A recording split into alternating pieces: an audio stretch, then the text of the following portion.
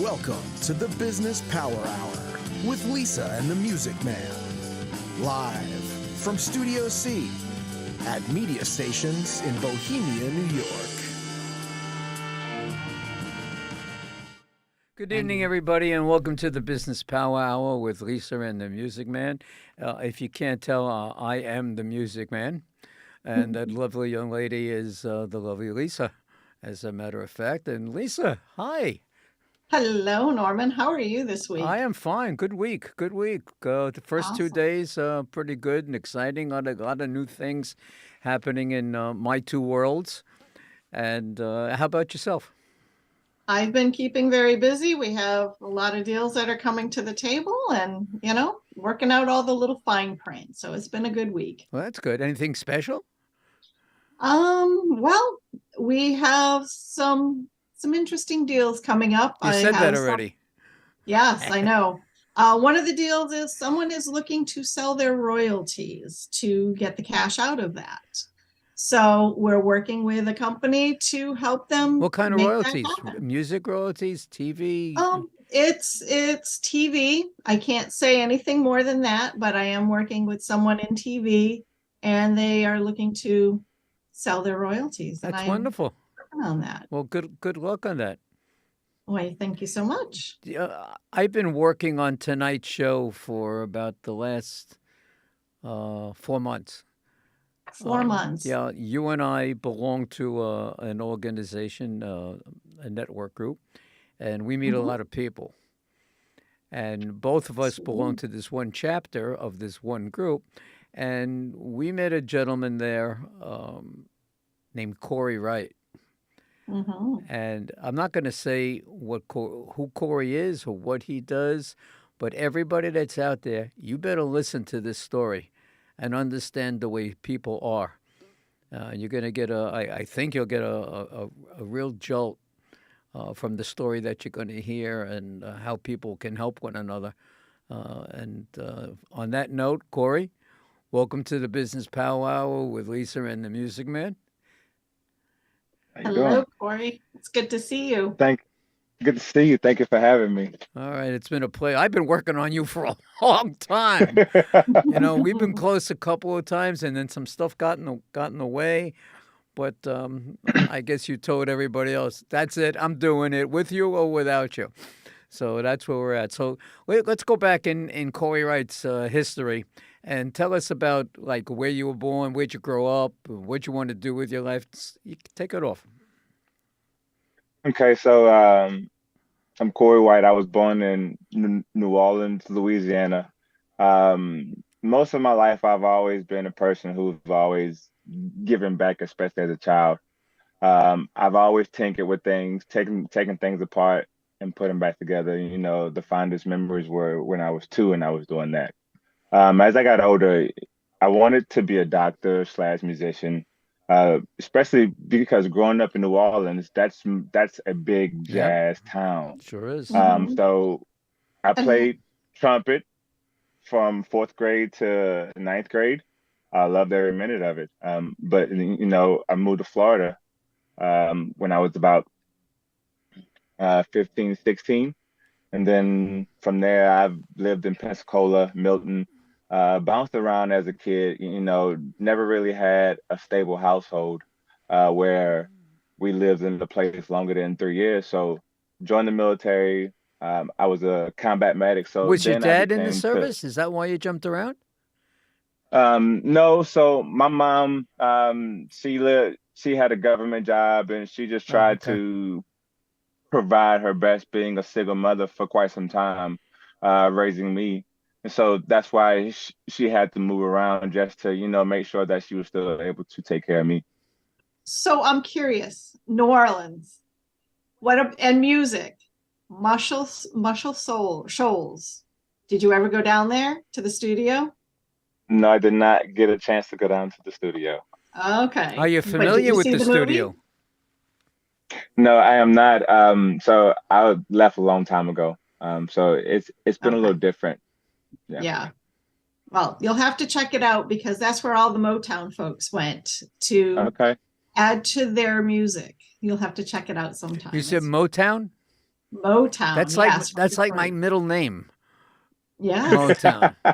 I It know. is, All yeah. right, February 25th. Here's a commercial for you. February 25th, Motown. Yeah. That's I right. married a man from Detroit. We know music.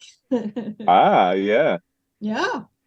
All right, so we Jazz has been sidetracked always enough. We're big. jumping back to you, All Corey. right. So Back to you. mom traveled around, take care of you, and you settled finally where? So I settled in Florida for about until I was about 20 and joined the military. Fortunately, at that time, I was at that path where I could go left or right. And I had some really good friends at that point in my life that told me, pick that path. And so I chose to actually go into the Army as a combat medic. And so from there, that was me being able, I wasn't a doctor as I wanted to be as a kid, but I was still doing something medical, Right. being in the Army. In 2003, I went to Afghanistan with my unit, the 1st of the 501st. As a combat medic, I was in charge of 125 soldiers. Wow. I brought every last one of them home. Well done. Hold Yes. on one Well second. done. Great. All right, 125. Hmm. Wow, you Wonderful. must have seen a lot of horror with those Yeah, 125. yeah, you see quite a bit in Afghanistan, especially being, this was right shortly after 9/11 had happened. So there was a lot of intense fighting, a lot of things that were happening that, you take a fresh 21-year-old or a fresh 19-year-old that have never seen anything outside of the US, it opens your eyes to so many other things that we don't normally see over here. It's sobering, isn't it? It is. Mhm. What did you realize when you were seeing all of this?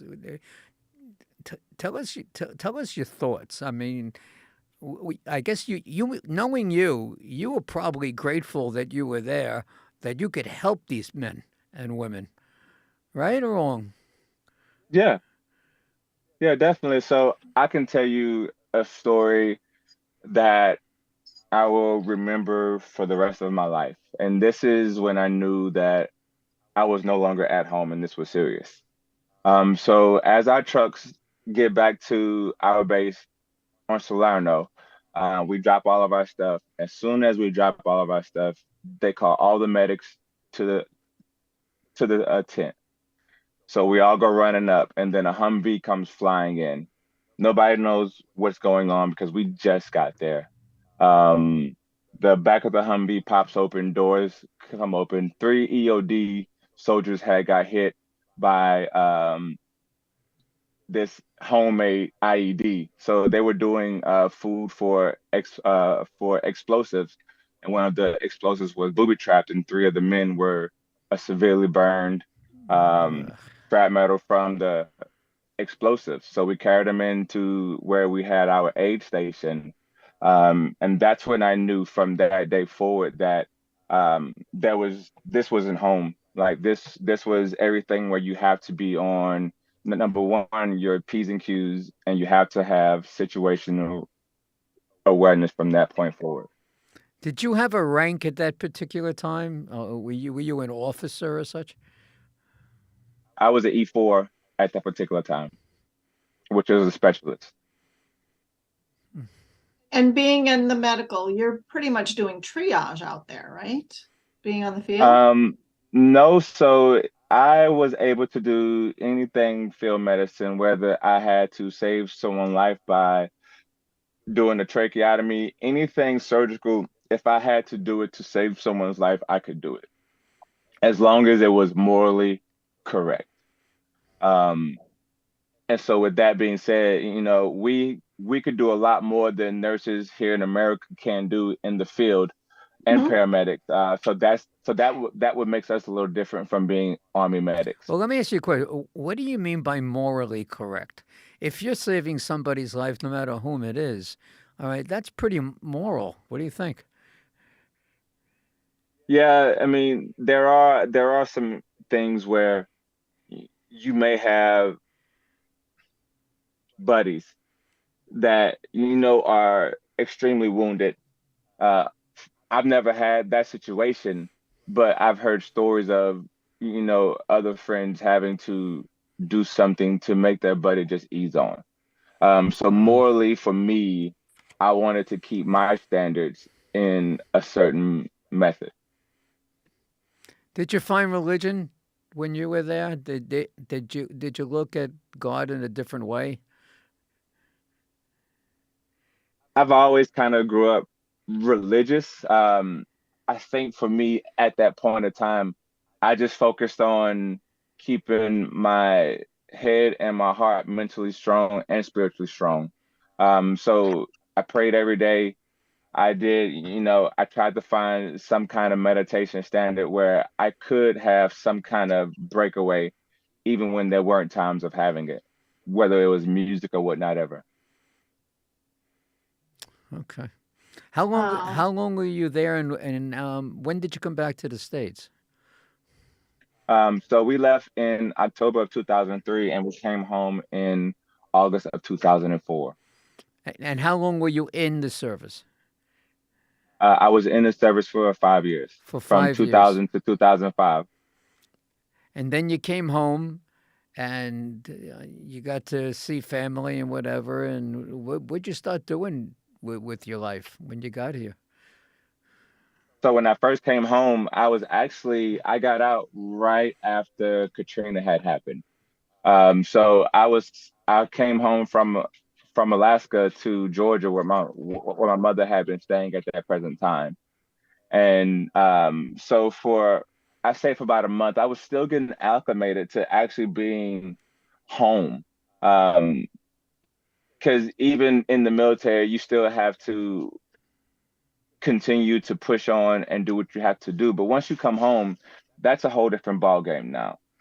So it still took me some time to be able to transition from military lifestyle, from being overseas in war to being home where I'm constantly surrounded by people. Number one, not knowing what's going to happen from day to day, and always being on alert. So I say it took me about 6 months, and then I started doing hair transplants. Um, I worked for a doctor as a surgical tech doing hair transplants. Strange, fun, but I loved it. Interesting. Interesting. So hair transplant. So you're taking hair from other areas and placing them on the head. Yes, Hair transplants. yes, yeah. That was what I did. I wish I knew you back a couple of years back. I could have used a little of that. All right. Well, Huh. so now you're here and you're doing hair transplants, and at Katrina, I guess you're trying to do some life saving work at the same time. No, fortunately, I came home to try to spend some time with family. Because that was, like I said, I was so far stationed up north in Anchorage, Alaska, where I didn't really have that interaction with family, so it was just me up there. So I came home and I just tried to get used to being home. Like I said, I was only 24, 25 when I came home. So you take that kind of mindset of always being on a reactive standpoint Right. for war, and then now you put yourself in a civilian lifestyle where you know it took some time to actually get used to being normal, and it's I can honestly say it's taken me quite some time just to get back to what I know as normal. That's tough what we put our soldiers through But every day. you said you came home during Katrina, right? Or just Yeah, before Katrina hit. So now you're surrounded with all these floods and houses floating down the wherever, and cars disappearing and people disappearing. How did you handle all of that? I mean, you just came home from something similar but not similar, you know?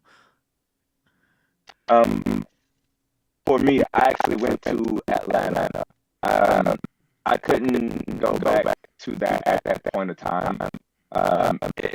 For me, in the position that I was in, it would not have benefited me as a person and as a soldier coming back home. Just because, like I said, when you don't have that outlet to kind of heal that part of your life, um, and you go into another chaotic environment, that can throw the whole thing off Right. 10 times worse. So I went to Atlanta instead. So you had to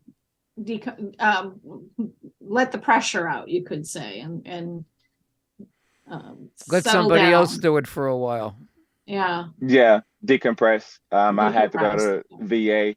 I was still having flashbacks too. So, like I said, there are things that you have to get through first, before you can jump into something like that again. So what did you do to get yourself back into being back in America, and getting your life going? The honest truth, I mean, this is my story, so I can tell you in 2007, I actually hung myself. You what? Um, Yep. So it wasn't like I was doing it on purpose. It was one of those moments where I had a really bad flashback and I was going through a real bad marriage at that point in time in my life. And so both of those two things didn't mesh well and the medicine wasn't helping. And so in 2007, I actually hung myself. See, that part I Um, didn't know. yeah. And so nobody know how I survived that. But from that point forward, that that was my way of actually getting through a lot of the cognitive way of being able to come home and be who I truly am now.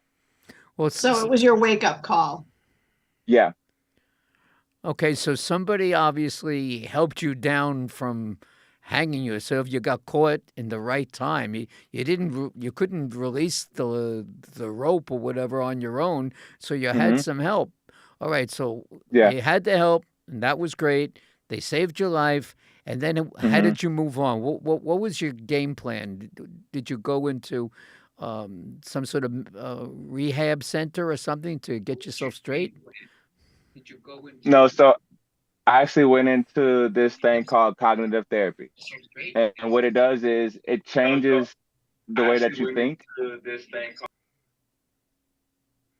and it helps you look at how the situation is. So you can have A, B, and C as how they broke it down, which is the best way that I understand it always. So A is the problems.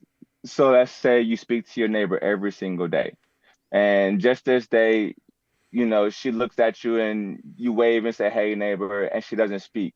Well, now your B is how you going to react to it. Right. Well, this woman didn't speak to me today, XYZ, she must be a bad person today. Or you can look at it as maybe she's busy or maybe she has an emergency happening. So how does my C look at it? So my C is how I respond to it. And so I learned how to take the always reactive response to being at war and actually being able to take the gas pedal off and being able to break, to think, to say, okay, hey, okay, maybe, so, hey, Pam, I waved at you yesterday. Yeah, I was just an emergency. That's how I learned how to set those goals of becoming a better way of coming home and being able to process how I think about my situations outside of being reactive. Now you're telling a story, and I'm sure you came home with some friends, and they had similar type of stories. Is that right? Were you like a little community? Yeah, so I did have quite a few friends that I stayed in contact with for like 4 or 5 years after we came home. So are they still a support network for you?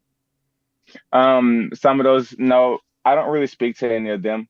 Some of them, we just had to go our separate ways because, as you know, sometimes you can't force somebody to try to progress in a way that you can help them. They Right. have to want to do it Well, that's not themselves your also. responsibility. They got to assume Exactly. responsibility to allow Right. you to go into that. And Yeah. everybody walks at a different speed and a different timeline for getting Yes. to success. Yep. So did you look for work at that time to help you, take care of finances and have shelter and so on? Yeah, so I actually started to get back into construction. I did remodeling and commercial roofing. So I would travel all the northern states and do commercial roofing and fix water leaks throughout hotels. Also got back into doing remodels of homes in Georgia, some in Louisiana, some in Texas. So, I did that for quite a bit of time just to get back on my feet and just to get uh, some kind of stable footing. And how'd that work out? I mean, it worked out good. I was a foreman for one company. I I ran quite a few jobs in Atlanta, probably about 12 to 13 houses that we redid with about three or four different investors.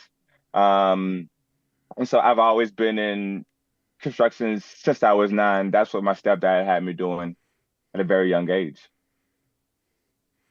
So And you got then to be, you HVAC. got to do the work of carrying everything to wherever they needed it at the time, right? Yep. Young Continuing Gopher. muscle. helping people. Yep. Yep. This Gopher. time you got a couple of bucks for it, I hope.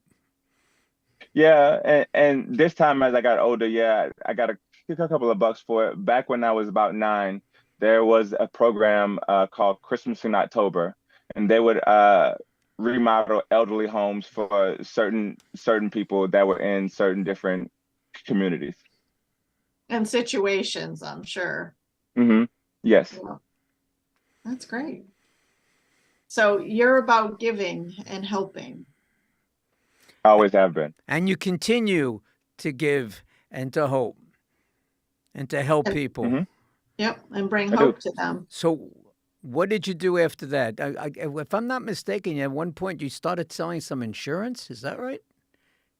I started doing HVAC, and then I switched over to selling health insurance, health and life insurance. So I started off real slow because, again, I've been in construction most of my life, minus being um, in the medical field, being in the Army.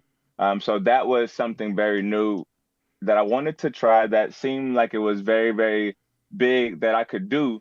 But it still felt like it wasn't like I was giving the community what I could give them. I was only reaching so many people, and I didn't really felt like I didn't feel like I really achieved the big thing that I was looking for still. Interesting. So, what'd you do? So the hurricane hit Fort Myers Beach. I came down to Which, Fort My okay, you're listening. Which oh hurricane now? Hurricane Ian. Oh, okay. Yeah. The most recent hurricane. The most recent hurricane. Uh-huh. The one I from about know. 5 months ago. Yeah. Yeah. Yeah. My brother has a house that he had to completely gut, and now Okay. he has to rebuild. Did Corey take care of that house? I don't think so. Because if not mistaken, No. Corey, in a recent conversation that we had when we do a little background check, you've been involved in about what's it in the last 3 months, 83 or 87 homes that you've gone in and did. Well, you explained it. I'm not here to explain it. You talk. Okay, so I'm not going to say me personally because it's never done by me.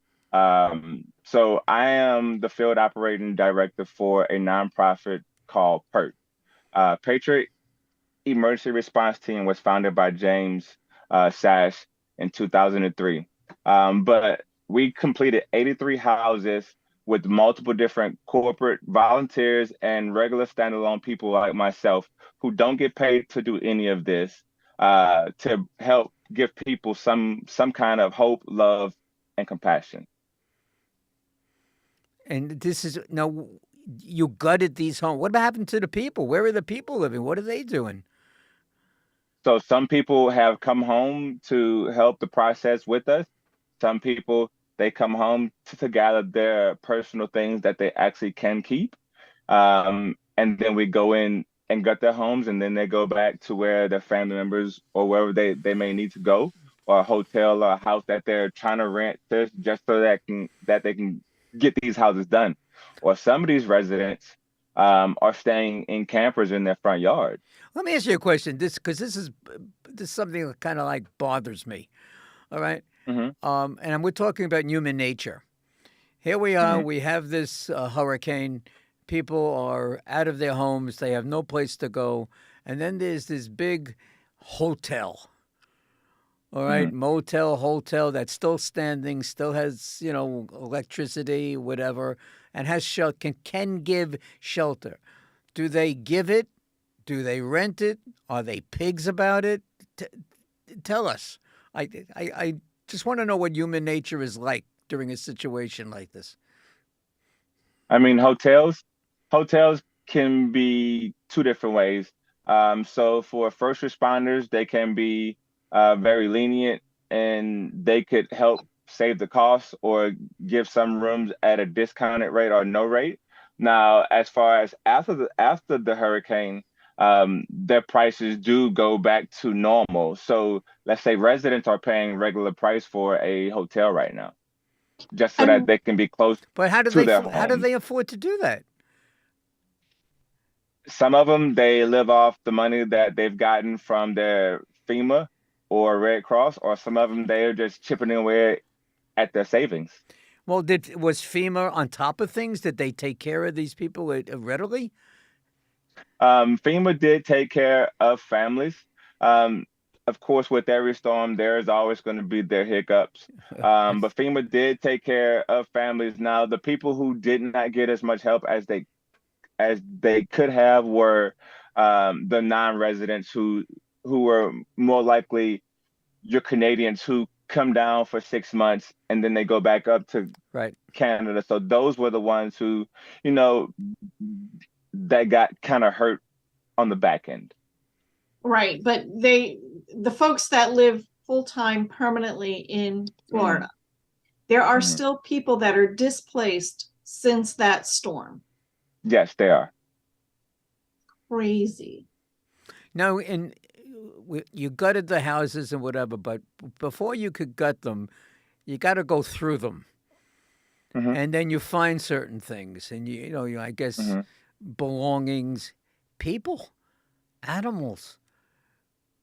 Did you start at that particular time with this group and doing something like that? Okay, yeah. So initially, two young men came down that are a part of PERT named Will and Mark.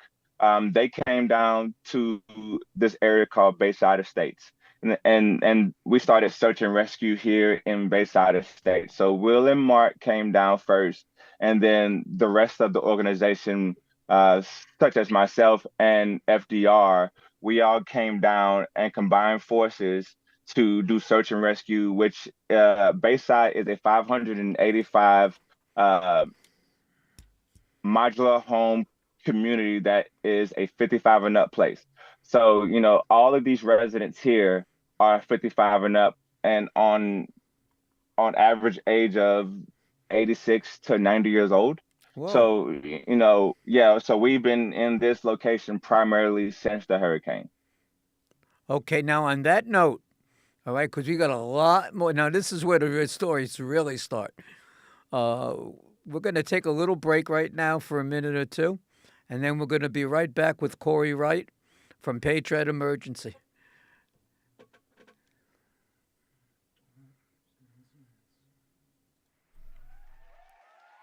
Good evening, everybody, and welcome to Friend Entertainment USA. My name is Norman Wasserman. I am also known as the Music Man. Let me just tell you a little bit about Friend Entertainment. We put on concerts for charities, and we do that everywhere from New York to Las Vegas. We do R&B, Motown, rock and roll, jazz, whatever it is that you wish. Friend Entertainment will deliver the best of the best for you and your charity. Here are some of the names of the talent that have performed with us on our stage. Stevie Wonder, Tina Turner, The Temptations, Earth, Wind and Fire, the one and only ELO, Elton John himself, Kool and the Gang, and the fabulous Donna Summer. go to our website, friendentusa.com.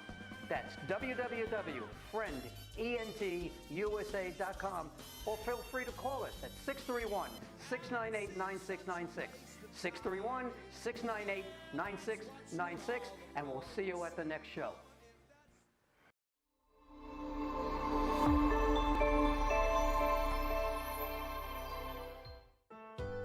Many businesses fail due to lack of adequate funding, and it's extremely difficult for startups and early-stage companies to be approved for financing or business credit. We say yes to funding when others may have told you no. Our approval rate is more than 85%. That's because we created a custom process that assures your company gets access to the best funding for your situation, regardless of any past rejections. We offer a new and innovative business funding and credit solution. Our exclusive process is administered by a qualified team of financial strategists who work together with you one-on-one to guide you step by step so you don't have to struggle to find quality funding for your business. We believe all great business ideas deserve to be approved for funding. Set yourself up for success and increase your access to capital so your business will not only succeed but thrive. Give us a call now and start your success plan today. The Business Power Hour with Lisa and the Music Man is sponsored by Media Stations. Create your own media and have your own station. To get started with your own content, call or text 516-448-2066. That's Media Stations in Bohemia, New York. Okay, welcome back, everybody, to the Business Power Hour with Lisa and the Music Man. And our special guest, Mr. Corey White of Patriot Emergency Responding Team. We got to the point, for those of you that are just tuning in, that we're talking about the last hurricane in Florida and what Corey has done with this particular group in saving lives and saving property and so on and so forth. So, Corey, let's pick it up from there, and then Lisa's going to go in and ask you a couple of questions that we've been working on over the week. Okay. So Yeah. the hotel is opening up. Okay. So, you know, like I said, Bayside is a 55 and up community. So when we got here, we rescued about 40 families out of Bayside. And we took them all to different various shelters. And then we transitioned and started doing disaster relief and food drops by boat to Pine Island. So we might have distributed anywhere from 10,000 to about 15 to 20,000 meals out to Pine Island, if not a little bit more. Is that per day? That's for a 2-week time span. Well, I'm sorry, a 1-week time span. And this Pine Island, that was the island that the bridge was dismantled because of the storm. Yes. So you Yes. were only able to get there via boat, Yes. and no one was allowed off unless they had their own boat to go to the mainland. Yeah. Well, you know, some of the residents, so there were quite a few volunteers and Coast Guard that were transporting water and meals back and forth also too at that same time. So some residents were actually able to get off the island back and forth every single day just to go to mainland also too. Wow. How did you get medicines and special aid that is necessary, or did you take these people by boat, you know, to land? So that just depended on the situation. Now, if someone needed like their insulin, we had us a certified medical person that could, you know, carry that over to them. So if anybody needed any kind of medicine, we were partnering with other organizations that could get these medicines from other areas for these different residents that did need it. That's amazing. So Now- how many people have you fed since your time assisting with Hurricane Ian? So we fed roughly about 75,000 people. 75,000. Can you imagine? I mean, I think it's too much when I'm serving 24 at home. That is too much. Yeah, but 75,000. That's This crazy. We is also, over how long a period of time? since October. So And you're it's still still Actually, yeah, feeding. going since on. October. No, so we actually stopped feeding meals as of Christmas. So for the first, I say month and a half, we were getting meals from Mercy Chefs and Operation Barbecue that was preparing numerous meals on a daily basis. And that's how we transported our meals out to Pine Island, out to areas like Linda Loma, Harlem Heights, uh, Ione, Pine Manor, different areas like that where, you know, where there wasn't many people going there yet, but we were still pushing meals out there. So And then they're we make started cooking. they're making all this food. Hmm. How are they getting the food? In other words, Katrina hit all of Florida. All right, everybody has Hmm. the same problems. Hmm. So Hmm. your section did. I mean, I came to hundreds and hundreds of thousands of meals had Hmm. have been pushed out there. You know, on a daily, weekly, monthly Hmm. basis. Where were they getting all the goods to cook from, and So how? Mercy Chefs is a nonprofit also too, Oh, but because they are a nonprofit, they are through FEMA too also, where FEMA is helping them get the the the meats and the different things and vegetables, breads and everything to supply so when a natural disaster happens, they have kitchens that they come in and they set up. I think on average they were averaging about 20 to 25,000 meals that they were cooking per day. I remember seeing this gentleman. Now that you mention it on TV, he's a remarkable guy, and he does this around the world. It's not just in, Yeah, thank God, just not just in Florida. yeah. Yes. So how many people did you rescue or hurt? How many people were rescued with you folks during Hurricane Ian? So as a total, PERT rescued 40 families. But how many families had to be rescued? You were able to do 40. How many in total, a ballpark idea, were there? Man, I can tell you it's probably thousands, Oh, honestly. And Yeah. and and because they weren't because even though they were given an evacuation, many people didn't think that it was going to be as bad. And so with that storm surge, a lot of people who stayed, that storm surge caused a lot of damage. Whether it was 2 stories high or you were getting almost to the third floor of water in some places. So it just depended on where that storm surge was and where you were located at was how much water your house or your place actually got.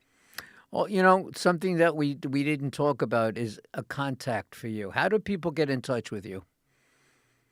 So if people want to get in touch with me, they can either find me on Facebook or they can call me at 678-906-9176, or they can get a hold of us at Patriot Emergency Response Team.org and sign in through our CAD system, and that'll send me or the James, the founder, a message. So it's Corey, Corey, White, White. The phone number again, Corey? 678-906-9176. Okay. And then, all right, so that takes care of that part. How can now these people that are hopefully going to get in touch with you and they want to help, how do they help you? Do they make donations? Is there a place to make donations?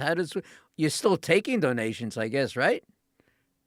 Oh yeah, we are still taking donations. So one of the things that a lot of people didn't know that we don't get paid to do any of this. The founder, myself, There's another guy named Tyler and many other volunteers that have put in their own hard-earned money to keep this flowing and moving as long as it has been. So, as far as though we always can take donations.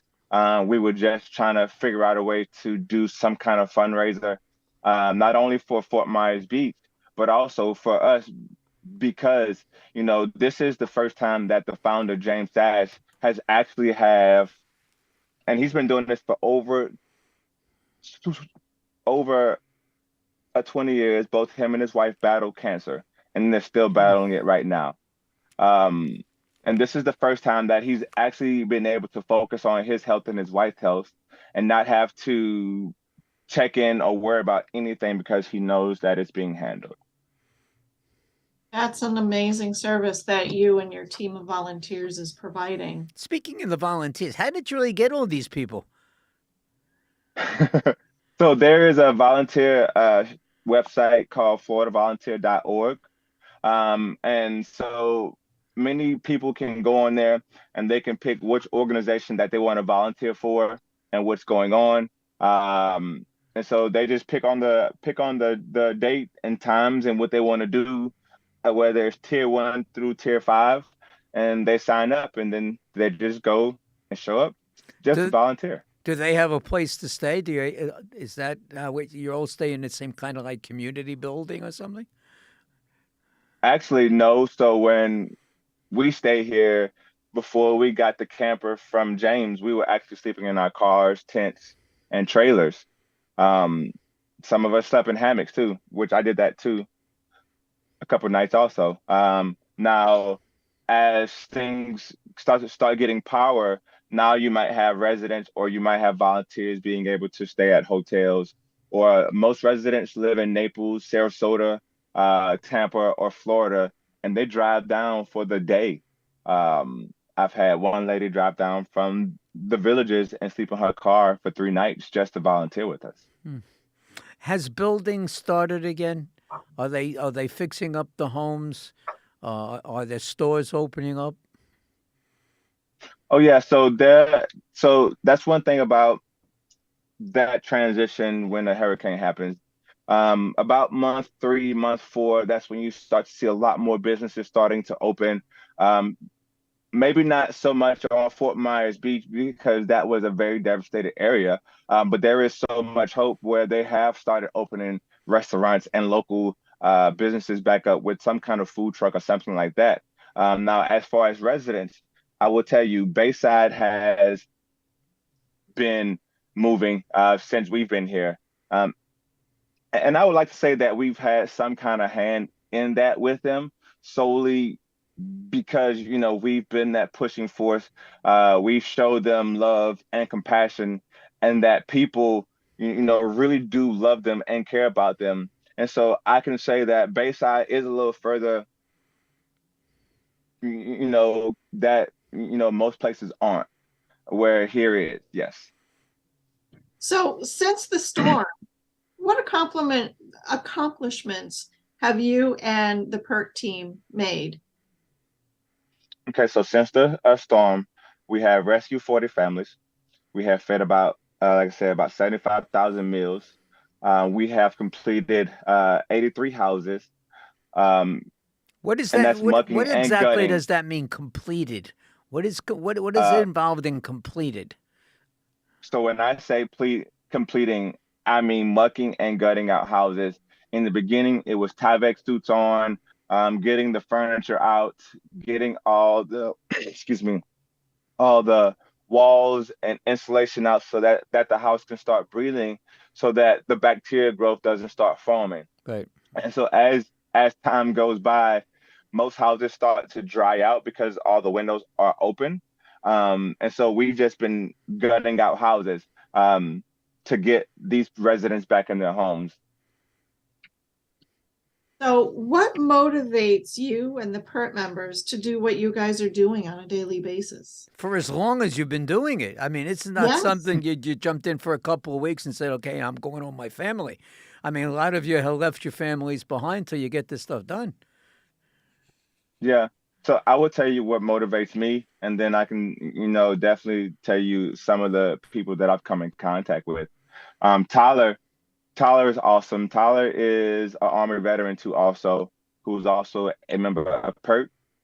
He left his job in Anchorage, Alaska, to come down here and do what I do. He loves like the vision and the intention that I had set behind it. And so he made it, he just took a leap of faith and was like, you know what? I'm going down there with you.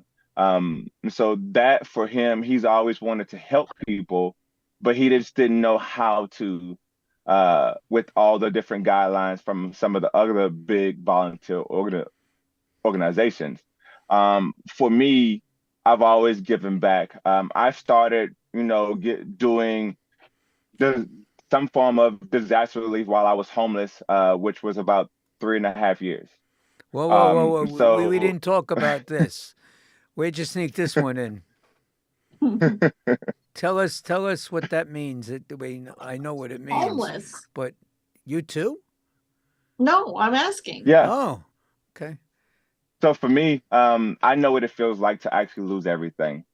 I used to work for a big company in Dallas. They moved me to Houston. They cut my pay tremendously. I lost everything. Why'd they cut it? Um, For what reason? it, it was a few things that certain managers were doing that um, he actually got fired for once people started, to actually stand up against him. He was just he was skinning the fat as he used to say. So we had a bad actor being a boss. Yeah. And so I started doing this homeless. When Hurricane Sandy hit Pensacola, I loaded up my truck with charcoal, gas, water, food, and I drove down. Met some beautiful people out there. Met some old friends from Pensacola, and we just, we volunteered our time tarping roofs and handing out different supplies. And then the hurricane happened again in Louisiana the following year. And again, I was in Texas. The company that I was still working for, which is the same company that cut my pay, they loaded up 2 vans full of supplies to bring down there, which I did that several different times, just to make sure that people got what they needed.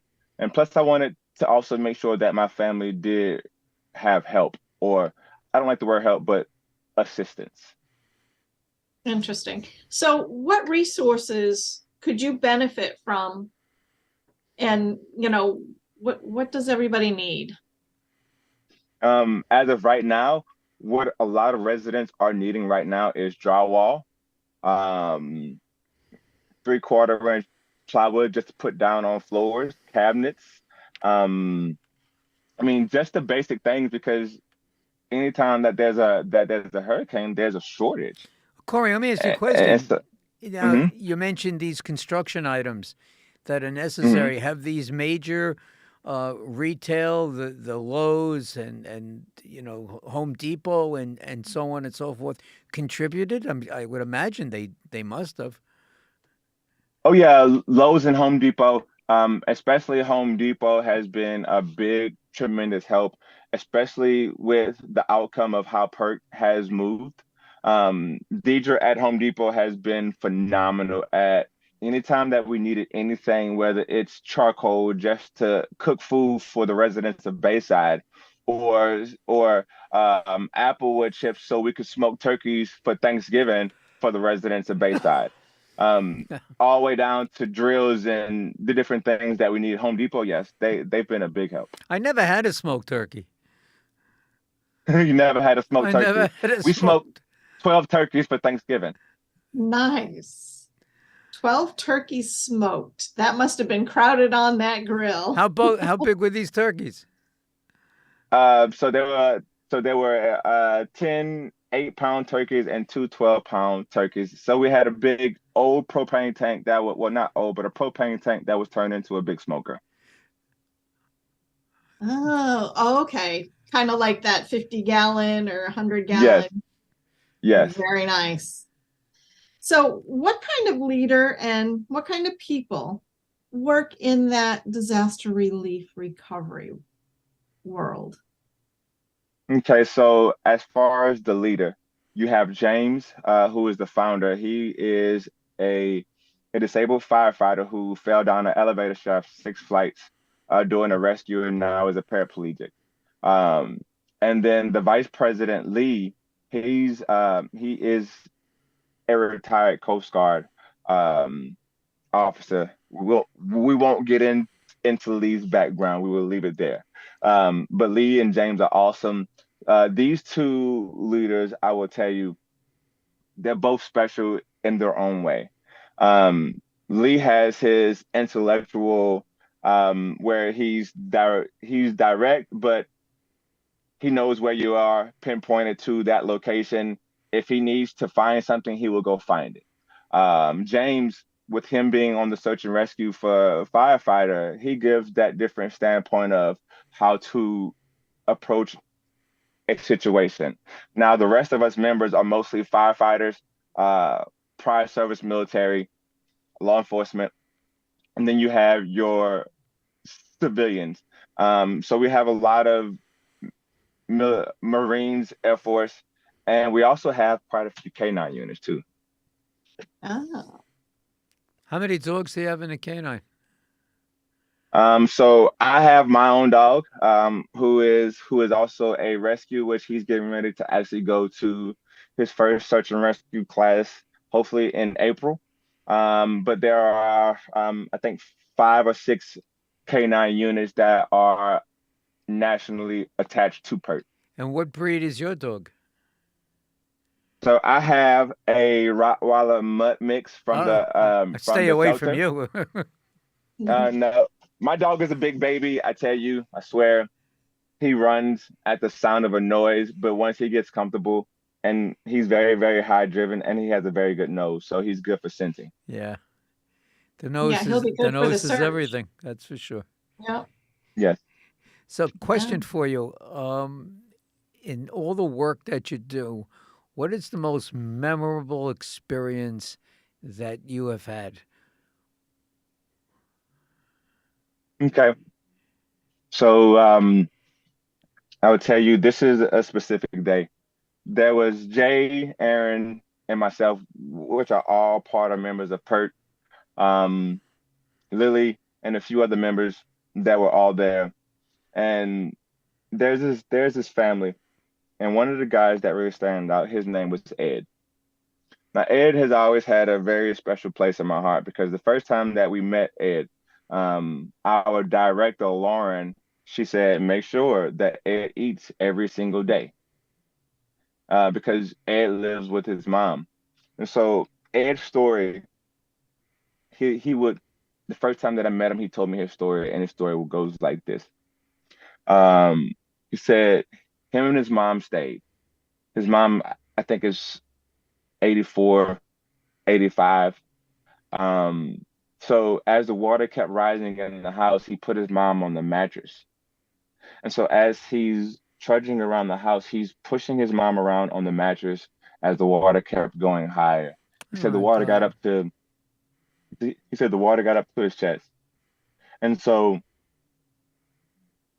how do you how do you tell someone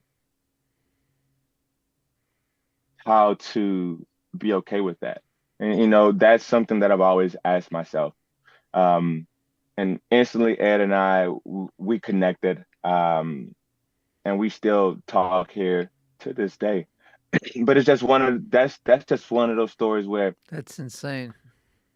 you save your mom by floating her on a On a mattress as the house mattress. is flooding.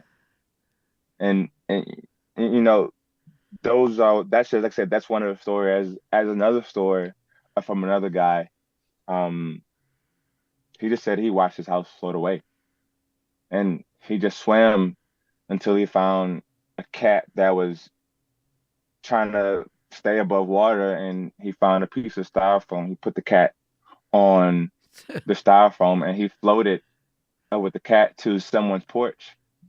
Um, and he said he could feel bugs and snakes all all around him, and Mm. you know, the only thing that he could think of is this how I'm gonna die?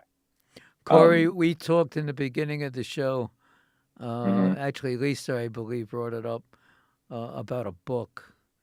My man, Yes, you you need to know, get it now on paper. you and I have spoken. A lot of the stuff that you talked about tonight, I was not aware of, or not to the degree that you presented yourself this evening. I've been hyping. By the way, everyone from NRG says hello, and they all wish you the Yep. best. Mike Weiner and the whole group, they all All right. waiting for We're you to come missing back. you. Waiting for you to come back.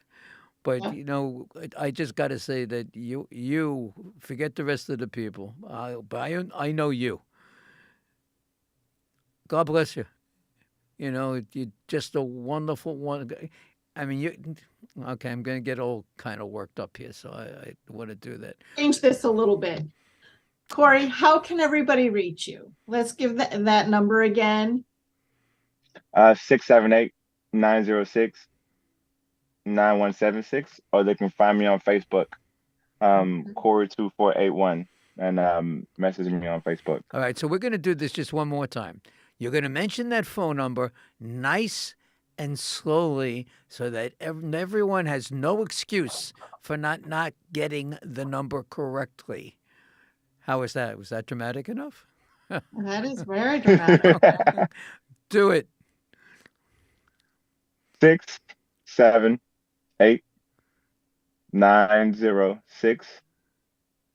678-906-9176. Sound like a robot. It's been a real pleasure in having you here this evening, and we thank you for your story, and we thank you for what you and all your guys and gals do in circumstances like this. I've never met anybody who has been so involved in any kind of catastrophe as you were, and I appreciate everything about you, man. That's good No, stuff. thank you. Like I said, I appreciate it, but I couldn't have done this, like I said, first without James trusting in me to actually run the field operations out here, and then with all the volunteers that have come in to help assist all these different communities. I mean, we've had a blessing to just have that many volunteers. That's what it's That is- about. Yep. Lisa, any final words? Corey, you guys are in our prayers, and we love what you guys are doing, and I'm happy we could host you this evening to share your story. And if Thanks you for and the joining guys Thank you. ever want to come back on, for whatever reason, all right, Yes. the door is open. The door is open. I'm trying to for you. get James to come on. James is a little shy, so I'm working on him because I need his story to actually be told too. Absolutely, and he's somebody else that should probably get somebody to write a book with him. Now I'm sure that he's And watching you could tonight, help. right? Yeah, he is All right, so watching. James's mother passed away oh, I'm sorry. December 24th. So he's been dealing with that. So I'm very fortunate again to have a great leader like him to trust in me to Oh. handle everything while God he's bless dealing all with of you. that. Corey, you stay just where you are. Don't go anywhere. Just hang out for a bit. Lisa and I are going to say goodnight to everybody. And again, thank you. From the bottom of our hearts, thank you for all that you do. So that's it. Thank you. All right. For all of those of you out there that I told you this was going to be a monster night, it was truly a monster night.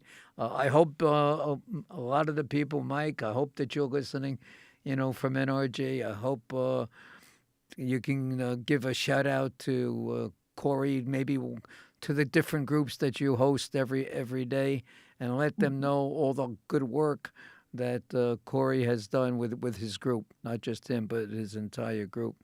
And, Yes, our superstar. yeah, it really, really terrific. And I know you're there, Corey. You don't have to say I'm not asking for a word. I am going to do that fundraiser for you. You know that sucker's going to get done. All right, don't say it. Don't. Okay. So that's it. All right, so I'm good. I want to say goodnight to everybody, and thank you for tuning in to the Business Power Hour with Lisa and the Music Man. Have yourself a great. By the way, it's supposed to be freezing this weekend. Corey, you're bathing in the sun. We have 2 degrees coming up this weekend. 2. Oh, it was 50 yesterday. 50 and 2 going to be on 0 to 5. They said so. We'll say it's going to be 2.5 degrees on over the weekend. So God bless everybody. Thank you so much for tuning in. And on behalf of Lisa and myself, thank you all and God bless. Thank you. Good night, everyone. Good night, everyone. Until next time. The Business Power Hour with Lisa and the Music Man is sponsored by Media Stations. Create your own media and have your own station. To get started with your own content, call or text 516-448-2066. That's Media Stations in Bohemia,